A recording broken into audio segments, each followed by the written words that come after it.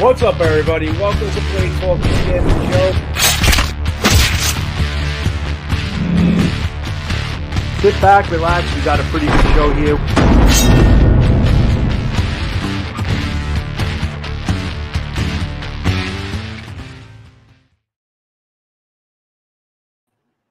What's up, everybody? Welcome to Blade Talk with Scab and Joe. Appreciate you guys all being here. So here we're on Scab's channel, Choirboyz Outdoors. My name is Joe from JS Bladecraft. We're partners in our Blade Talk show. So before we get going with anything, as you guys know with Blade Talk, we pretty much, as promised, we're going to bring you all the makers and shakers, the best the knife and the blade community has in terms of the makers and everything that's out there. We're bringing you a knife maker today. But what's interesting is he's a 19-year-old knife maker from Shed Knives. So this is going to be pretty interesting to hear how this young man just kind of got into the whole trend. I love to see young men just getting into the trade of making knives, collecting knives. I think it's a great thing to see. So we're going to basically hear from Jack himself as far as why he started Shed Knives and his inspiration on his designs and how he gets things going. And I'm going to be looking at the chat too, guys. So if you guys have any questions, definitely I'll try to address it as we can. We'll put it up on screen so this way we can learn more about what Jack does, his knives, and where he's coming from with the make. So this should be a pretty interesting show. We're very happy to have Jack on. But before we actually get started with the show, and since it's Scab's channel, I'm going to try to do it the way Scab does it. And I definitely am going to screw it all up. But with my channel as well, in terms of our veterans. So there was a time in this country where 22 veterans a day took their own lives. Now the stats are everywhere. So it could be higher, it could be lower. And we just came off a weekend, so it could have been a lot higher. Basically what we're saying is, here, vets, you have a place here always on my channel and on Scab's channel and on Blade Talk with Scab and Joe. We support law enforcement. And how do we support law enforcement, Joe? We don't break the damn law. And of course, if you're an addict, never quit quitting. So, Scab, I don't know if I did that well, but I tried to do it in honor of yourself. So let's bring you guys into the room and let's get the show on the road. Let's welcome Jack and let's welcome Shed Knives. Welcome, gentlemen. Well, you hit a home run. A home run. Was it okay? Man, you did well. You did well. Good. I liked it. It's from listening to you day in and day out for the last 2.5 freaking years. That'll do it. Right. That'll do it. It'll grow on you. Mm-hmm. Jack, how are you? I'm doing fantastic. I'm glad to be here. Thank you guys for having me on. How are you guys doing tonight? A1. Doing man. good. A1. Hey, here's the deal, Jack. And we talked a little bit about beforehand. If you don't mind, man, give us a little background on yourself and Shed Knives, how you started, kind of where you got. And just kind of clue us into who you are. Sure thing. So first off, my name is Jack Billings. I'm the CEO and founder of Shed Knives here in Dover, Delaware. I've been making knives since 2018, but I got into knives as a Cub Scout. So through the scouting program here in the United States of America, this great country, got me into knives. And through my progression of scouting, really built and developed my interest for knives. As you know, if you're familiar with the scouting program, no one's carrying fixed blades until you make it to the Boy Scouts, you know, the older guys. So yep. I always had a goal of mine to carry my own fixed blade. And as you get more and more into knives, you start to surround yourself with more and more companies. So I thought the top tier thing I could do in the Boy Scouts is carry a fixed blade that is from my own company. So that's exactly what I did. I started Shed Knives at the age of 13, and I started it with 2 friends. And fast forward to today, I sell knives all over the world. I sell to dealers all over the country, and I make 100% USA made fixed blades with 100% USA materials because I value our American brothers and sisters who really build our economy, and I want to be a part of that. Very good. That's about me. Well, let me ask you this. When did you make your first knife? At 13? Yes. Yes. How did you do that? Did you look it up? Did you get tutelage? What happened there? So I looked it up on YouTube. That's how I discovered knife making. I was sitting on the couch with my friend Sam looking on YouTube for cool stuff to do. Because as any young guy wants to do, we always are looking for fun things, you know, something to get outside and do. And he said, Jack, why don't we look up how to build a forge? And through that search, we ended up building our own forge. So crafted that ourselves. And then the first knife, so if you're asking about a knife, I did a smaller knife out of a small flat piece of steel. But my very first piece was actually a sword. So my friend Sam and I built a sword, and it's hanging right above my fireplace right over there. So that's how I started right there. And for materials, I found that piece of steel I made the sword out of in the local woods. So I found rusty piece of steel, thought it was good. It was good, and built that. So, and I had very minimal machines, had 3 machines. So angle grinder, bench grinder, and a palm sander, and that's how I did it. Now, how many machines do you have now? Today I have, I would say, around 10, 12 machines. So, and all variety of stuff. So there's quite quite a bit. So same friends involved back then is still involved with you now? So my buddy Sam, that he was there from the very start, he has his own lawn care or landscaping company, so he's full-time with that. But he does join me for Blade Show Atlanta every year. So people think we're brothers, but yeah, so that's Sam. And then Ben is the other guy. He left about, I believe, a year or 2 into Shed Knives, and right now he's pursuing a career into lacrosse, and he's trying to be a professional lacrosse player. Outstanding. Excellent. So how many knives, how big of a batch do you run? If you're going to run a batch of knives, how many do you run at a time? Yeah, so I start with all 7 models. I run roughly 90 to 100 models, or 90 to 100 knives, and then I break that down to the model. So I'll work anywhere from 10 to 30 of the same knife at a time, and that's what I like to work with. Okay. And one question I did have, the heat treat. Yes. And I just got in now. I haven't shown anybody other than I did a Patreon video last night. You sent me this, which I'm really, honestly, I'm digging this. But the thing that I liked about this, you did a couple things. You sent this. If I can get the damn thing out. Sure. What Jack sent me, guys, this is a certificate of heat treat. Let's talk about the heat treat process a little bit and kind of share what made you decide to come up with the certificate, which I like a lot. But talk about that a little bit for me. Sure. So I've been heat treating my own knives since I started. I've been doing that even when I was in my backyard in my shed. So I always did it myself. Now, 2023 was a different story. Okay, I was always used to working with carbon steel, those common tool steels you work with, or most knife makers work with. Where 2023, I moved to a stainless steel 154 cm. So that is very different. And as a young guy, I'm still learning the knife world just like everybody else. We're all learning new stuff, especially when it comes to steel. So I started making, so I just need to show this real quick. These knives aren't your average folder. They're pretty thick blades. All right, so these are almost a 1/4 inch thick. And through my testing, I was looking at, do I buy my own heat treat setup, because you got to heat treat 154 cm differently, has to be vacuum heat treated to keep the carbon in the metal since it's already stainless. So I was looking, should I do that myself? Should I send the heat treat out somewhere else?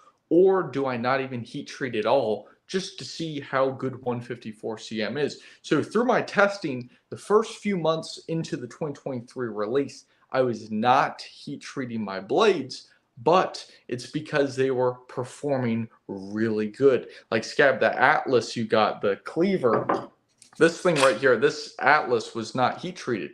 Now at Blade Show, I had a few people ask me about that, and I'm very confident in everything I do because I test everything myself, I design everything myself, so I know what works, what doesn't, and I only sell what works. So I had a few people mention the heat treat. They took a look at some of my YouTube videos and saw, you know, these things work.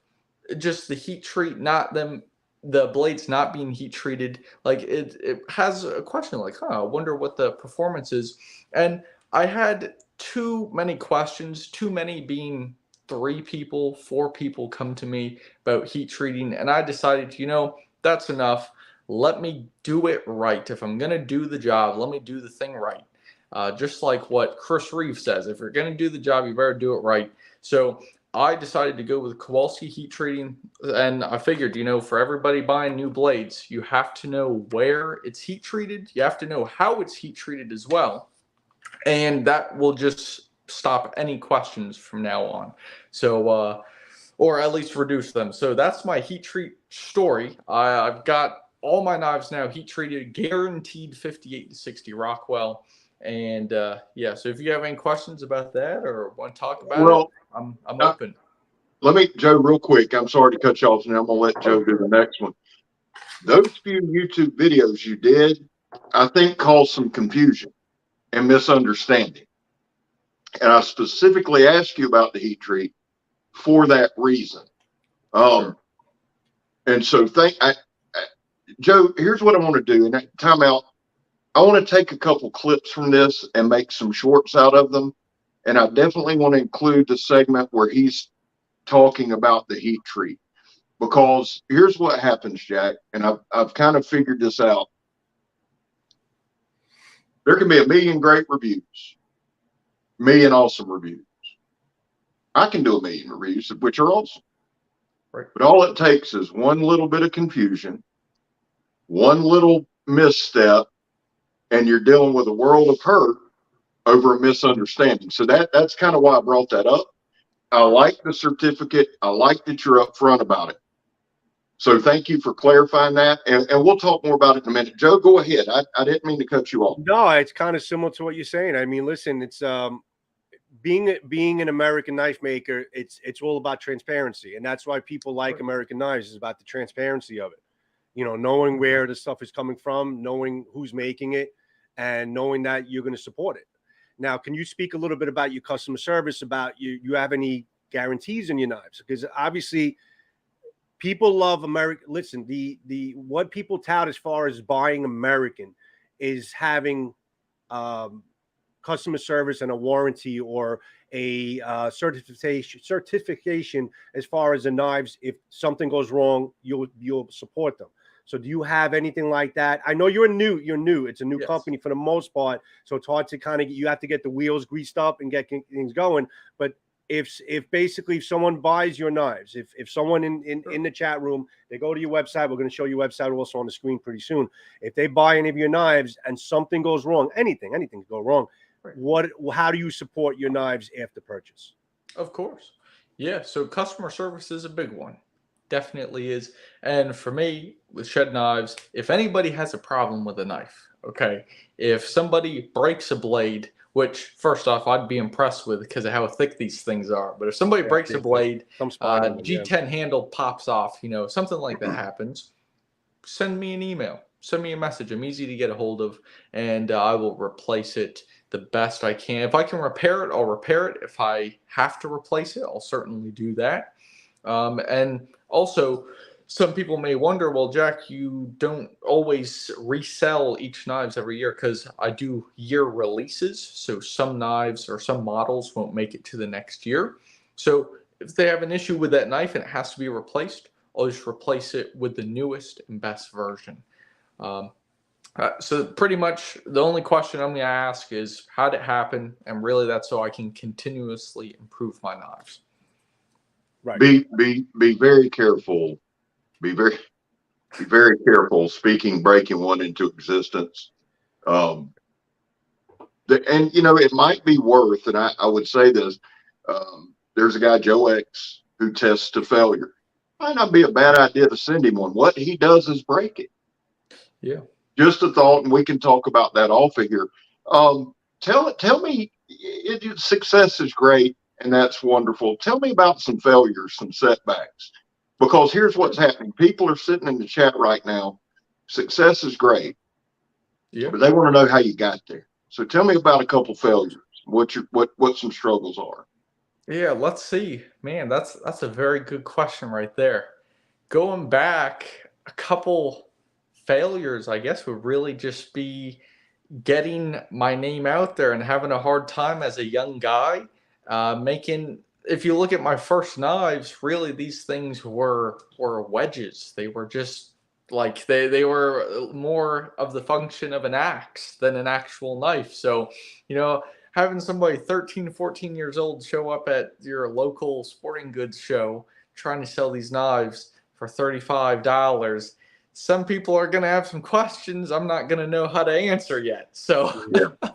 so I can't name any like serious failure, like, wow, this thing totally blew up. And I thank God for that. I truly feel blessed. I truly am blessed.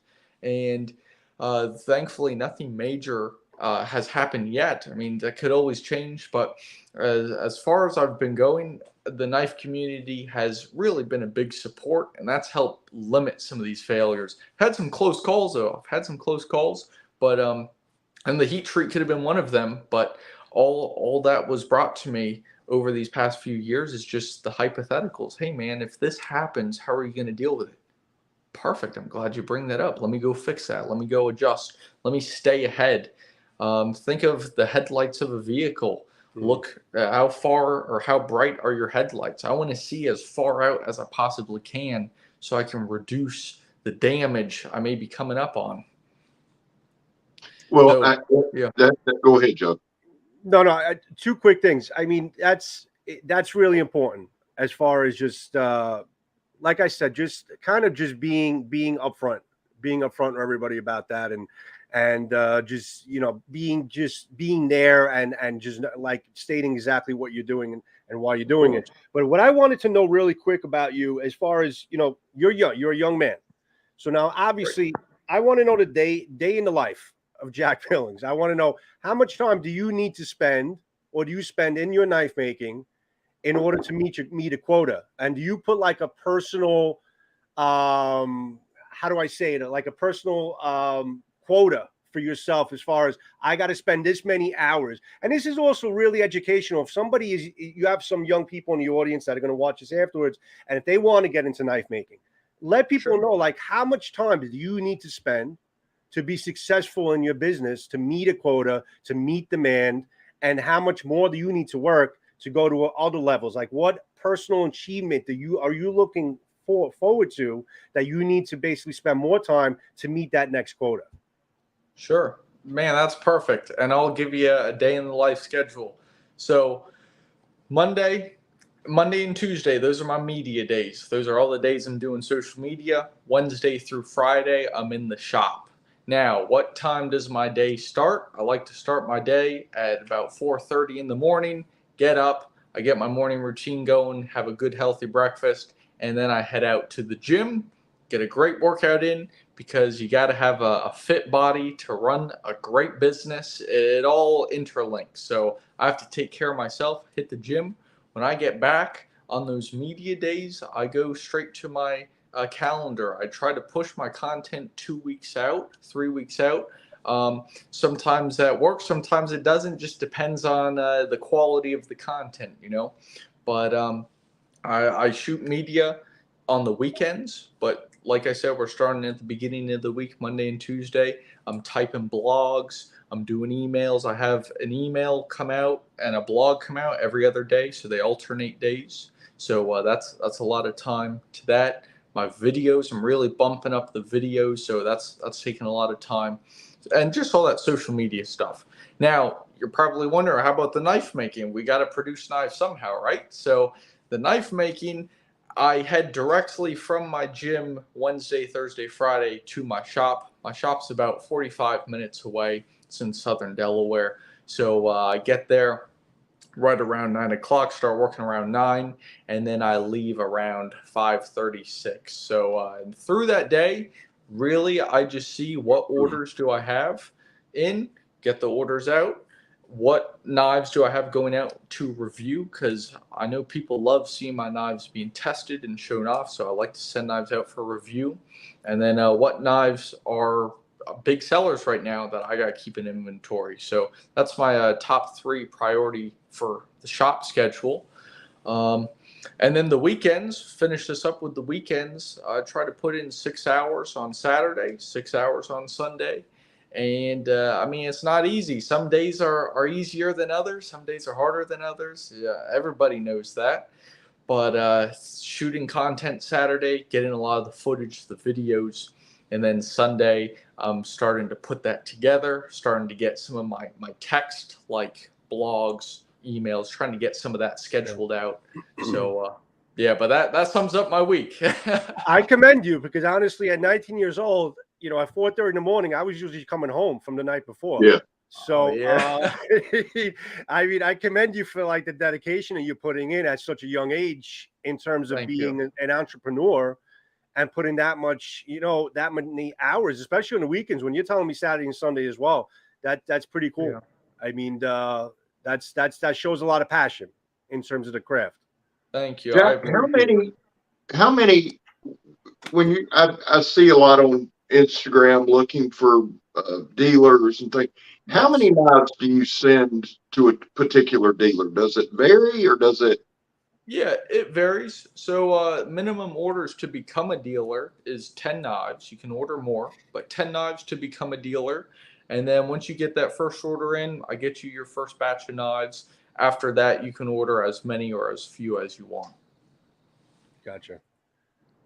Now, what is it? Shore Shop. I like Shore Shop. So, Okay. Oh, Jack, I'm kind of local, about 2 hours south of Dover. I do shop at Willie Knives in Greenwood. Do you have any knives there yet? awesome. Great question. Not yet. Not yet. Been talking to them. Hey, tell Jerry, tell Matt, we want to see Shed Knives in the shop. I know exactly where you're talking about. Shore Shop's a good dude, man.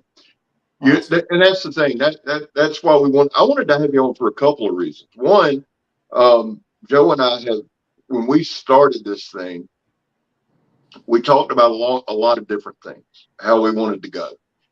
And what we've decided to kind of do, late 2022, 2023, is have American knife makers, American designers, that kind of thing. So word of mouth goes a long way. Let me ask you this. Sure. If somebody gets a knife from you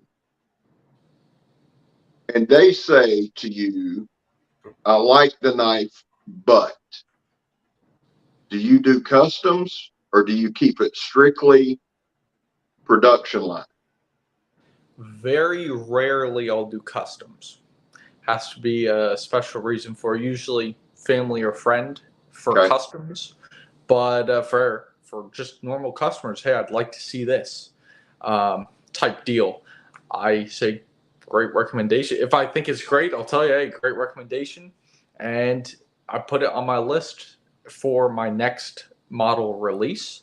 But if it's something that's a higher priority, like my hollow grinds, I raised on my hollow grinds slightly so they could be more slicey. That's something I didn't need to wait a year for. I can do that the next day I'm in the shop. So, What? Yeah. Why do you go with hollow grinds? Hollow grinds, they have all sorts of functions. One of the first reason, all my machines are wheels. I don't have any flat back, so that's the first thing.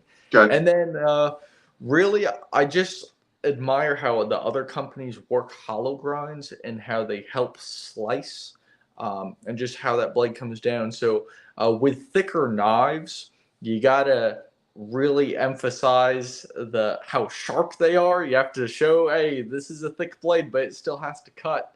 But it still needs the strength, because at the end of the day, these knives are built for tough use and for heavy use.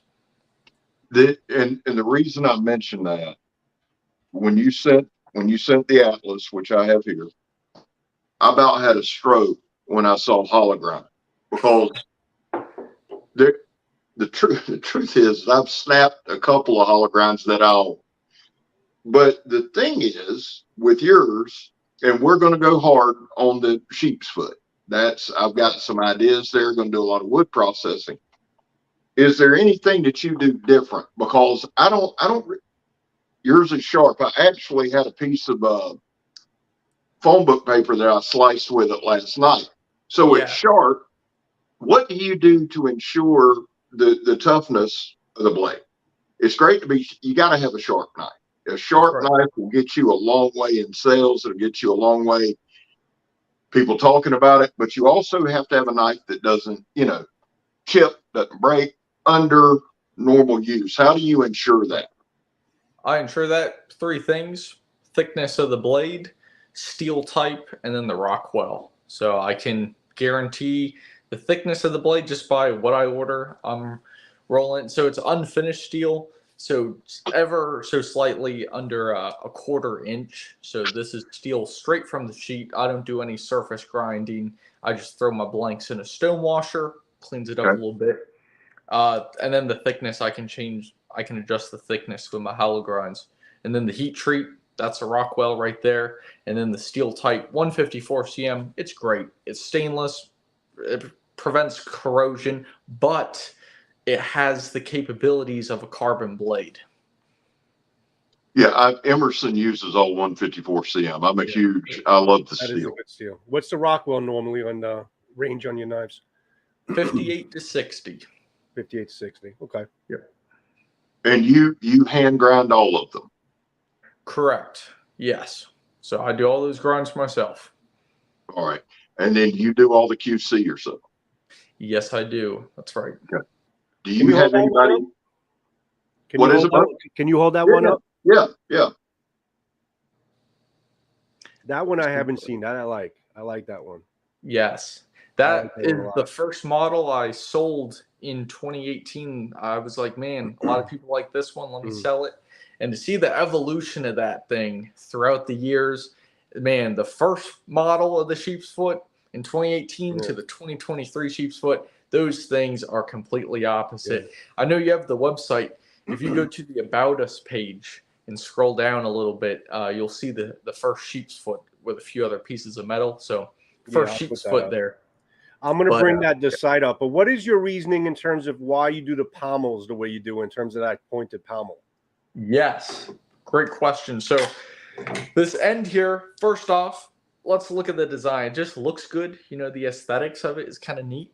Also, you're going to be tough on your knives. So you need something that's going to be comfortable in your palm. So this little rounded edge right there is nice because that way it's just a nice gentle angle right there. It's not going to gouge into your hand like if I put some jimping there, for example.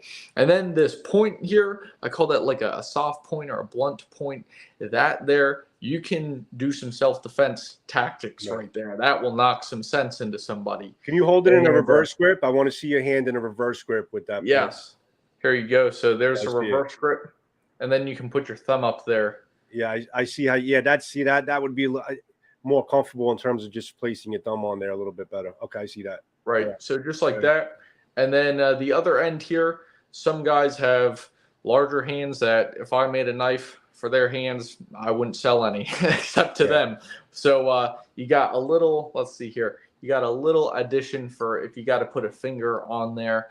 And also it just kind of breaks up the circularness or the roundness of the end, because the years prior they were all just round. So I wanted to put a little geometry in there. There are people with a lot of large hands out there, so be careful. Oh yes. Well, and I've got the knives for it. Yeah. I was going to say I can do that comfortably, and a lot of times what I'll do, especially in a video, I'll drop, and I don't know that I've ever really addressed it, but I'll drop 1 or 2 fingers for chopping. You can do that with this one. It's not uncomfortable. It's got that good wig splitter. Now, was this made for hanging? That's a lanyard hole.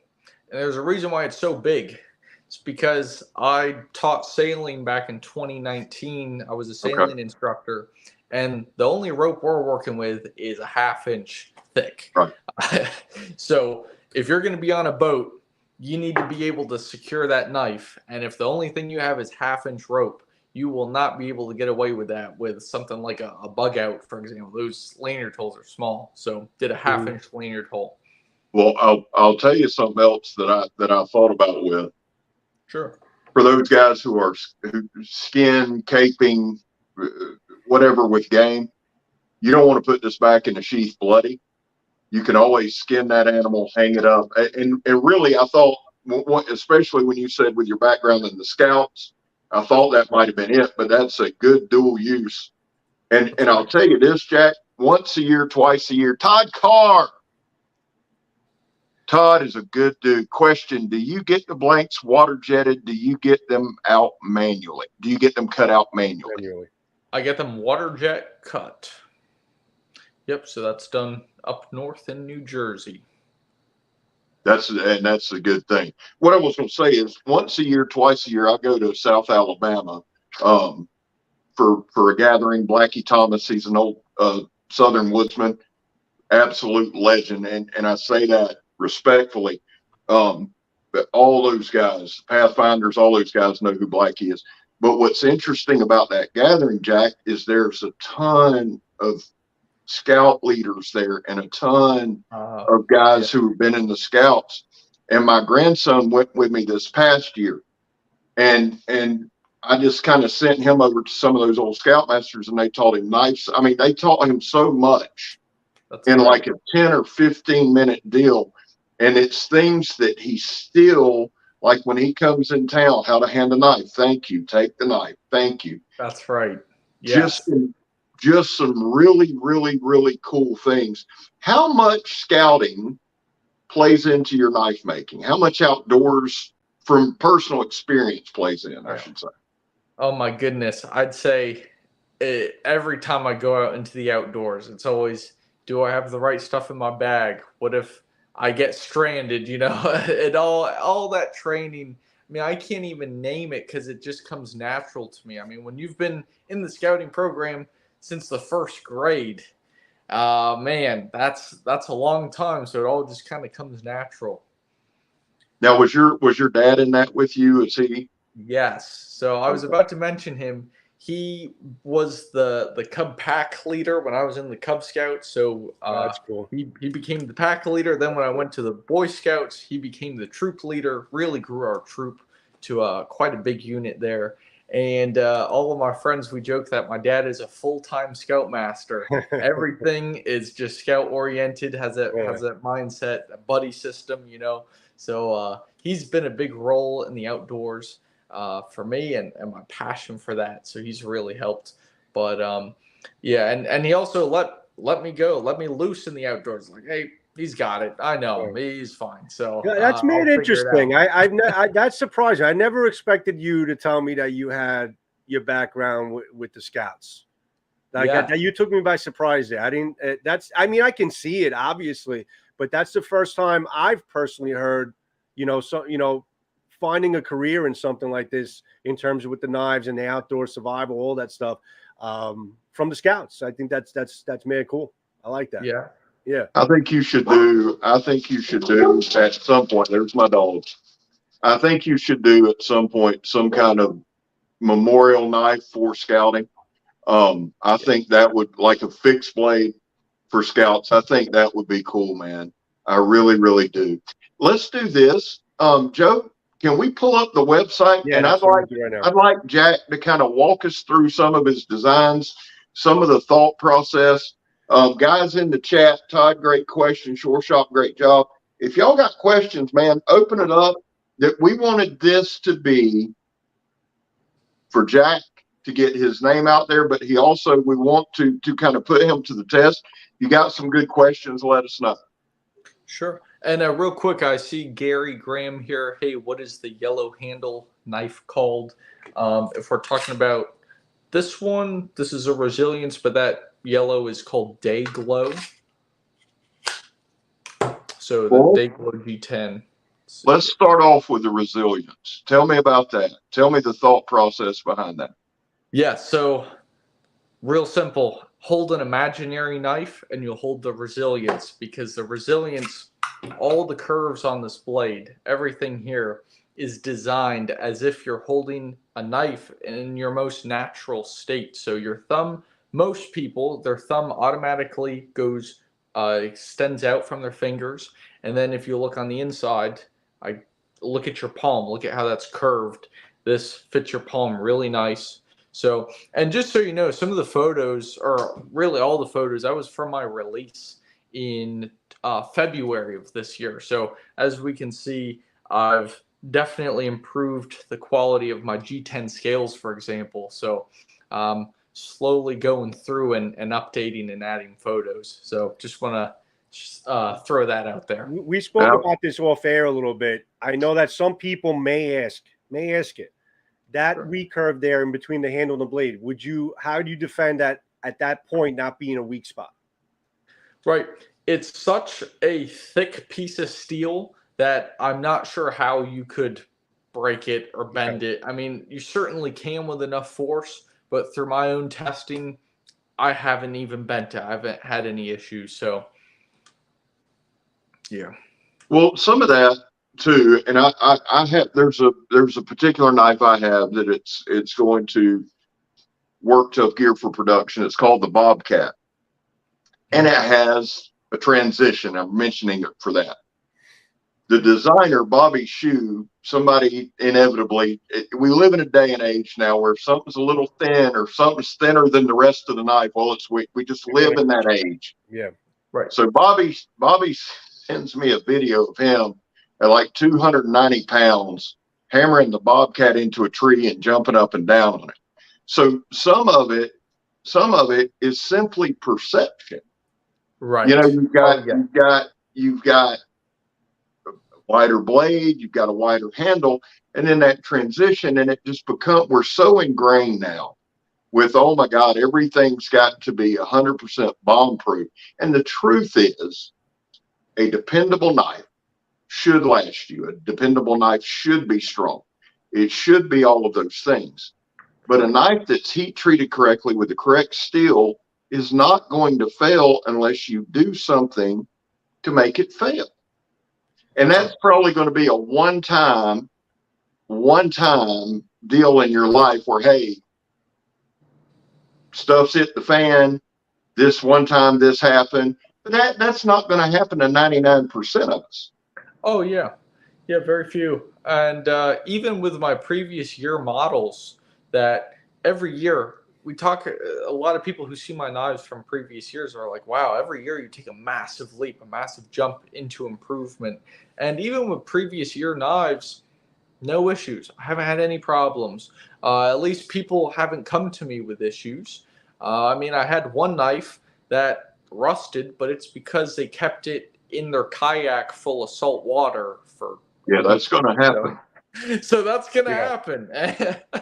But I can see what you're saying. That's a thick piece of steel there. I mean, that stock you have there is not going to break. I mean, that's a good piece of steel you got there. So let's talk about the sheep's foot. Let's talk about this one. Let's do it. Tell me about this one. Yeah, so the sheep's foot, that one there, like I said, it was the first model that I released to sell. When I was done doing custom pieces, I was like, let's see. Oh, 23. Which one should I open up? This one right here? Look up 2023 sheep's foot. Oh, 2023. Okay. Yep. So the sheep's foot, when I was done doing custom pieces, because that's how I started, I thought, a lot of people like this style. They love the sheep's foot, or I'm going to call it the sheep's foot. The blade itself is not actually a sheep's foot blade. It's really, some people say it's a Warrenclyffe. There's a little debate on that. The reason why I call it the sheep's foot is just because I like the name. Honestly, I just like the name.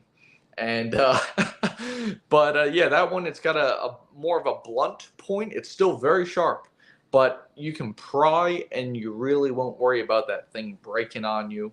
And it's just a practical blade. You can do all sorts of stuff. Slight belly helps. So it's just a beautiful blade. Well, it's a workhorse blade. That's what That's this. right. I'm excited about it, and I'll be honest with you. When we first talked, and you sent the Cleaver, I thought, man, and I love it, and I don't want you to think I don't, but I was like, Cleavers are hard to test. They Oh yeah. just are. But What again, when is you up, make, everybody? huh? No, it was one of his clips was a video, and I just That was a I, YouTube. it was That was me. just, video. but I'm glad we started with that. I'm glad we started with that, and I'm looking for. So tell me this: as we're kind of going through your knives here, what helps determine what makes it to the next year? What goes to the wayside? Is it strictly sales? Is it what? Talk about that some. Sure. So really, it's sales. Does it sell? Number two is does it bring people interest in shed knives? I have some models that people really enjoy picking up, and that knife brings them to another model. So that definitely helps grab people's attention. And then really, it's just general interest, general marketing. What do I like? What do I like to make? That's really the third or fourth category there. But a lot of really all my knives, they sell pretty equally. There's a few that don't, like the skewer, for example. That thing, I sell so many of that model, and I'll show it right here. So the smaller blade, I sell so many of these things, and yeah. But all my knives, I really look at how many did I sell. What's I that try one to called, Jack? What's that one it's called? called the skewer, or SKUR. Yeah, bring that one up. That one's the thing is, man, as you go and as you improve and as you grow and as you build your catalog, you're going to find some that I think will be with you till you close the doors or pass it down to your kids. Right. And I think it's part of an evolution. Now, let me ask you this. Do you have a notebook full of designs? Yes. Yes. I have all sorts of designs. Now, my notebook is really a box of cardboard cutouts because I like to Okay. design, I like to hold things, I like physical things. That's why I make a product, I don't sell a service. So a lot of my designs, I turn them right into cardboard cutouts. So that way I know how they feel in my hand, and I have that mental connection to when I first designed it. Okay. Well, Okay. just think. Listen, let's just say you're 20 years old. Another 30 years from now, you'll be my age. Okay. Yeah. And you could say, at 50, I've been, making knives for 30 years. So it's great right. that you started. It's just great that you started at the age that you started at, because you could have a very long career in this. And think about all that you're going to learn and all that you're going to produce and what you're going to accomplish within that time. I mean, it's pretty exciting, thinking ahead. Oh, of course. Yeah, there's so much improvement every day, every year, specifically the months, the years. My goodness, there's so much that changes for the better. And man, it's hard trying to live in the moment, being in that shop, and it's dusty and it's gritty. It's like, man, I gotta grind it out now for a better tomorrow. So let me just bring this question up from Short Shop, if you can see it. Can you see it? Yes. Jack, I understand you use a thick stock. Have you considered using a 1/8 inch and making a game processing knife in our area? There's a lot of hunters. Yes. This is the thickest steel I've ever used for knife models. All the other steels were 3/16, 1/8 inch. They're all very thin. Yes, I've thought about that. Not sure if I do it. We'll see. We'll see. One more. Yes. Does Jack only work with CPM 154, or does he offer other blade steels as well? As of 2023, only 154. I try and stick to one steel for the year. Just keeps everything simple, and keeps costs low for the end customer, for the end user. And I think that's two great questions there. And going back to it, and dude, this is just straight up. I don't know why, man. I want to help you out the best I can. Kind of playing offshore shop. I think if you put some thought into it, maybe come up with a Kephart or a Nesmix style, Yeah. Yeah. Kind of a game, 1/8, 3/16, something like that. I think it would be good in your arsenal to have that. Mhm. But I wanted to mention this too. You're 19 years old. You're 19 years old, and Right. we've got the world. Do you find it? Do you find it hard to stay focused, or do you Somewhat. just absolutely have a goal in mind? Now, when it comes to focus on the goal, yes, I'm extremely focused on the goal. Very few things take my attention away from that, and when they do, it's very rare. But at the end of the day, I have so much. Really, the thing that keeps me, uh, I guess, distracted or just really my mind goes everywhere, but focused to the goal is there's so much opportunity in the world. Every day there's so much opportunity. The thing I get distracted with is which opportunity am I going to take? That's the distraction I get. And to me, I think that's a really good problem to have is there's so much opportunity I can pick. I start to think, oh man, which one do I pick? What's the fastest success? What's the best success? Because yes, I'm young, but I want to maximize my time here. I want to maximize my energy. So sometimes I get distracted with which is the best choice, and at the end of the day, I just got to pick one or two, make it happen. But that's why I have my long-term plan, my Yeah. long-term goal that will keep me accountable and keep me going Yeah. straight forward. My So only opinion, humble opinion to you as a consumer is take feedback really seriously.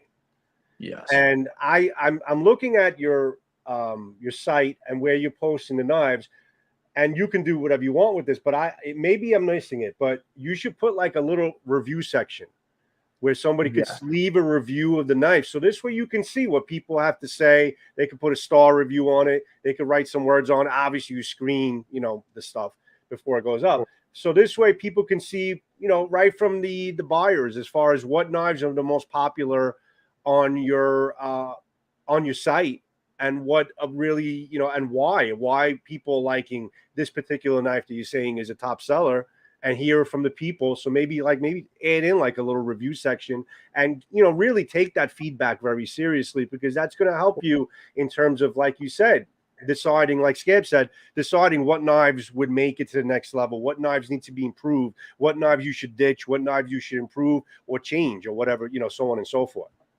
Right.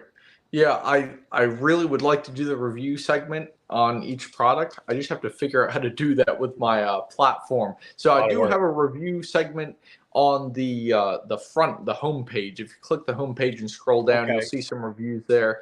And so those can be published. Really, people send me an email, send me a message. Hey, by the way, that sort of thing, and that's how they end up there. But yeah, so great suggestion. I just need to figure out how to do it. Yeah, I see it. I see it in the homepage. Okay, good. Yeah, this is always good to see. Like, when I'm looking at your site, I like to see this, bad ass knives, all this stuff. This is cool to hear from people that are buying from you, Right. and don't be scared of criticism. Yeah. Of course. Don't be scared of it. It's okay. People aren't going to like what you like. They're not going to do what you do. So don't be scared of it. And I say that I am the world's worst criticism taker. But I'm just having to learn, man. It's just part of it. But so my next question, and then I'll turn it over to Joe. We're running close to about 50 minutes. But my next question is, what's the goal? That's the natural question. What is the goal for Jack and Shed Knives? Really? You said the end goal, is that right? Any goal. Next level. Like what is your next level? Like what would you say you're here now? What would be your next level that you're looking to achieve? Obviously, you're not going to get everything you want all at once, but what do you feel like is your next level right now? Yeah, so right now, from where I am today, my next level is going to be getting my CNC cut scales. That's a big one. Getting laser engravings on the blades. Good. Keeping my price under $200 as I have with all these blades, because a lot of companies make great knives. They make 100% USA materials, 100% USA production, but they're $400 and $500. And at the end of the day, most of the people watching this stream, most of the people who are into knives aren't going to be spending out that cash or dishing out that cash. And when they do, that knife is rarely going to make it into the field. So I want to keep my price point low. That's still on the next level. Keep the price point under 200. Prices are very reasonable from what I've Thank seen. you. They're very reasonable for what you're offering. They look pretty. They're attainable for many people. They're very attainable. Yeah. It's good. Yeah, and that's what I want to do. So I want to keep that on the next level, and then just continue to increase my quality, continue to increase, continue to improve. And really, a big one for me is the laser engraving and the CNC scales. So that's something I'm really shooting for 2024. No guarantees, but that's what I'm looking at next level. Steven asks, does Jack still offer custom options for the basic knives, or are straight up custom builds? As of right now, no. Now you can change the color of the handle. I have 6 different colors. Change your model, do that stuff, but no custom builds. Yeah. Short Shop gave you a compliment. Said, Jack, I'm very impressed. In 19, you made some great knives. You're awesome, man. And shout out to Scab. Oh, cool. Awesome. Thanks, Short Shop. Thank you. Appreciate it.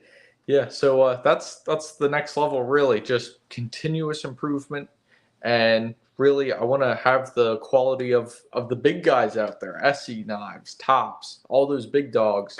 And I want to keep the prices really at a point anyone can buy. That's why I got into knives, is because I'm a knife guy. I like knives. That's how I started.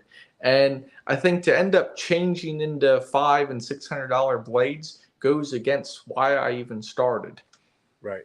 Well, yeah, So Dalton said the same thing. I mean, it's painful to pay, I mean, listen, you want to support American knives, but it's refreshing. As I'm looking at your website and what you're offering in the knives and the designs, it's refreshing to see that price point coming from, an American knife maker, which is good.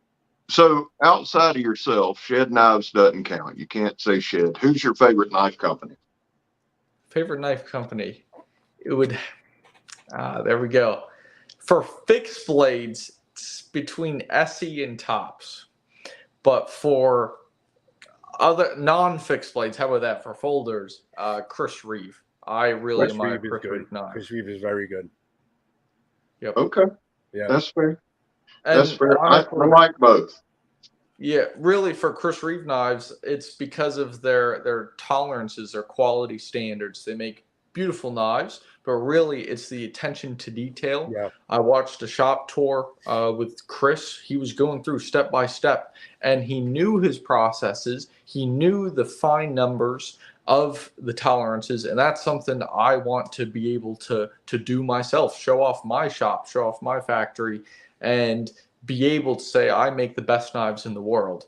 And Chris Reeve, he does it. He makes some of the best knives in the world. And from what I understand, those knives can't stay on the shelf. Those things are sold out. As soon as people get them in, they're sold out.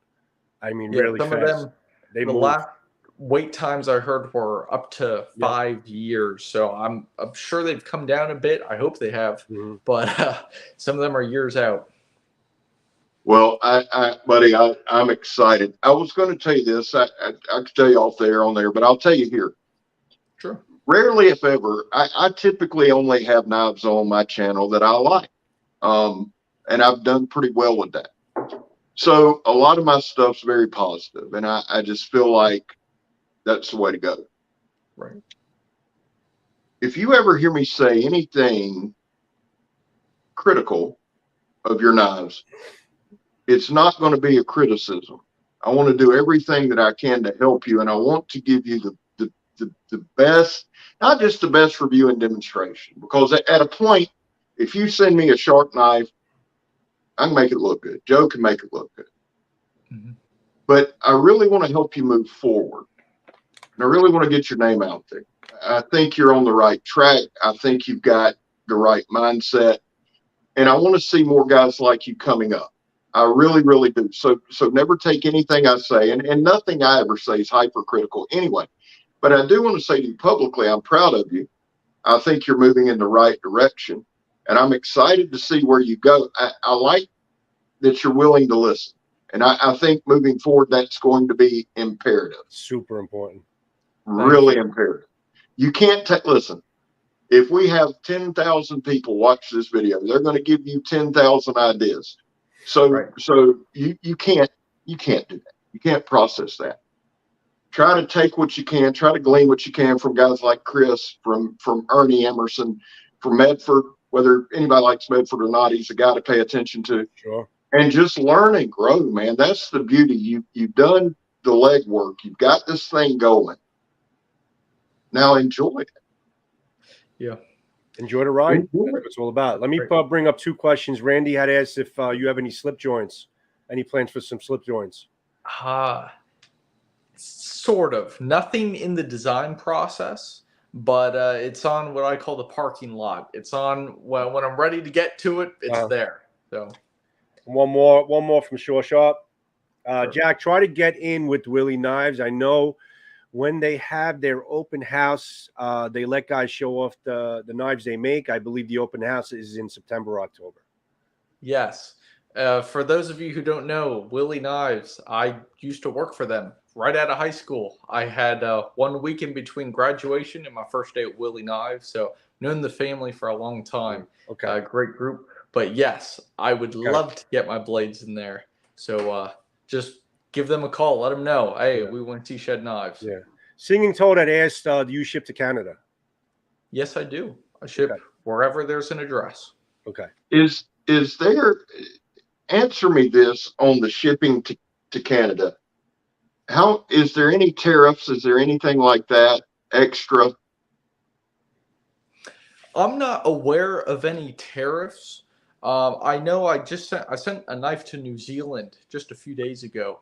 Okay. And really the biggest thing is just the shipping cost to get over there. I haven't seen any tariffs on knives yet. I know Canada is strict though. They do have some strict knife policies. Yeah.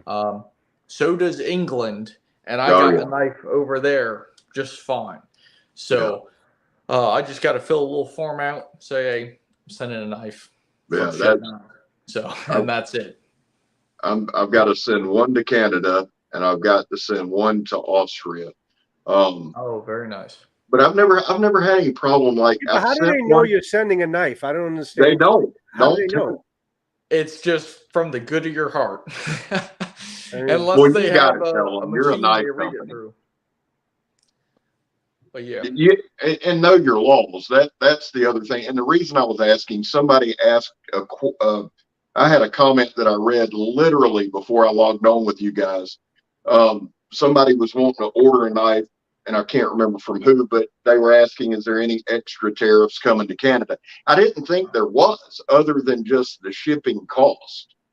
But I could be wrong. But so you distribute worldwide where you can, where it's legal. Yes, wherever USPS can ship, wherever DHgate can ship, wherever any of these big companies, UPS, wherever they can mail, I will send it to you. So as long as everything's clear, I'll send it to you. So no problem. What's your turnaround? Todd, I think answered your question, Scab. Okay, thank you, Todd. Todd's an awesome dude. There'll be a tariff due charge below 150. Okay, appreciate that, man. Thank you. So leave us with some good thoughts, man. Tell us something you haven't told us yet. Let's see. Well, I'm designing 2024 models right now. So I'm already looking into the future. I released my knives first week of January. And so I'm already looking into the details of getting that out. Which means that the 2023 collection is limited, just like all the other years. And these knives, a lot of people are really liking them already. And it's a limited run just this year. They won't come back with the same look as next year. So yeah, but just every day, constant improvement, making better knives than the day before. So just to follow up with that, how late, when does the 2023, when's the last day you can get part of the 2023 collection? So that depends on my inventory. I'll stop production right around Thanksgiving. Okay. Now, last year was different. I had one model called the Tuatara, which I do not have with me because so many people love them, I have to keep mailing them out. But the Tuatara last year, I sold so many of those things that I had to keep that production going into February of this year. So yeah, but I tried to stop around Thanksgiving, but I'll have enough knives to order until they're sold out. So Okay. you'll be able to buy until they're sold out. Okay. That was I guess my question, a better question would have been last day of production. Right. Yeah, really Thanksgiving. Okay. Okay. Joseph, take it away, son. Jack, I mean, I commend your passion. I commend your drive in terms of basically starting from a young age and sticking with it. And it's not a very common thing. A lot of kids start, like we all start things. We could all have the same question as far as what we started at 13 years old, and if we're still doing that now, or if we just kind of just gave up and ditched it. So you kind of kept with it, which is great. So I see you, and someone else said it in the chat as well. I see you as the future of the industry. Young men like you basically getting into knives, getting into making knives can shape the future of what we do. And you got some interesting designs there, and it's going to change. It's really, it's just things that you don't normally see on a day-to-day basis. And I thank you for also asking, answering the tough questions, and everyone in the chat as well, whoever asked questions, thank you for contributing. We, always appreciate you guys contributing to our lives. But I wish you luck, and I commend you. And I want to, 10 years, 20 years from now, I want to say I knew Jack Billings when, and look where you are now. So I'm really looking forward to seeing where you're going from here, and looking forward to getting my hands on some of your knives and helping you out and keeping it going. And yeah, I commend you. I commend you for your for what you're doing and how you're approaching it. You definitely impressed me. Oh yeah. Yeah. Thank you very much, Joe. I appreciate that. And like I said, just every day, steady improvement to end up becoming one of the big guys out there. It's all about the grind, man. It's all about the grind. You keep the grind going, and you're going to have a good future, man. Thank you. Yeah. And I just want to give a quick message to the guys and gals viewing this and watching the stream, or if you're watching after the stream.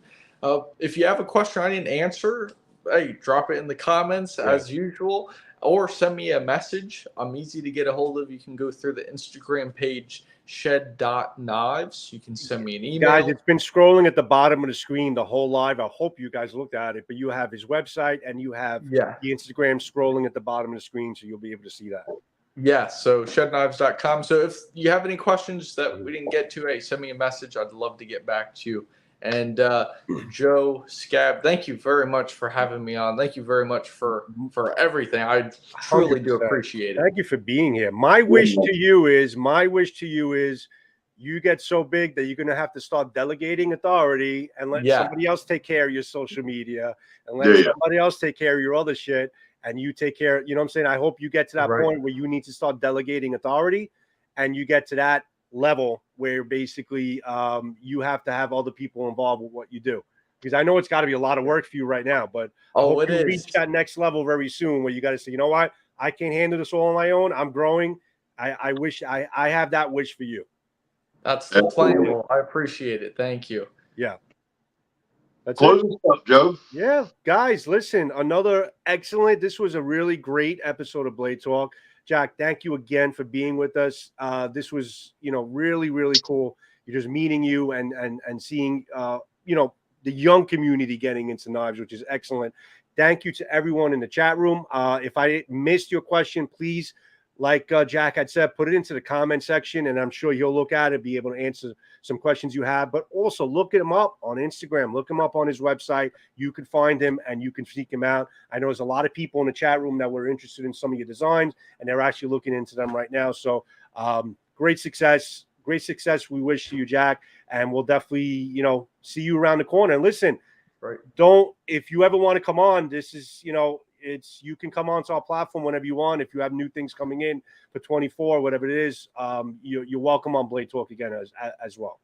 Awesome. Thank you so much, guys. I appreciate it. Thank you. Without a doubt.